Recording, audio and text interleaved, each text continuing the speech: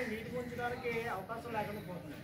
ఎందుకంటే ఏదో ఒక రోజు సెలవు వస్తుందంటే మన కుర్రలే బయట వాళ్ళకంటే కుర్రలు లోపలికి వచ్చి పెరిగింది బాడీ ఇవన్నీ కూడా ఇబ్బందిగా ఉందని మరి తెలియజేశారు. దీంట్లో క్రికెట్ ఆడడం కానీ ఇంకోటి అలాగే ఇతర కార్యక్రమాలు కూడా జరుగుతున్నాయి. ఇవన్నీ కూడా మరి చేయడం చాలా బాధాకరమైన విషయం. దీన్ని మనమే అరికట్టుకోవాలి. ఎందుకంటే పాఠశాల ఉపాధ్యాయులు ఇక్కడ ఉంటారు, రేపు వెళ్ళిపోతారు. కానీ పాఠశాల ఎప్పుడు ఇక్కడ ఉంటుందో మనం మన పిల్లలు ఇక్కడే చదువుకుంటాం కాబట్టి మనం దీన్ని దేవాలయంగా భావించి దీన్ని జాగ్రత్తగా ఉంచుకోవాల్సిన బాధ్యత మంది.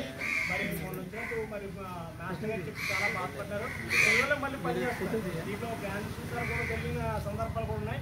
పిల్లలతో అయితే బయట ఇటువంటివి జరుగుతున్నాయి.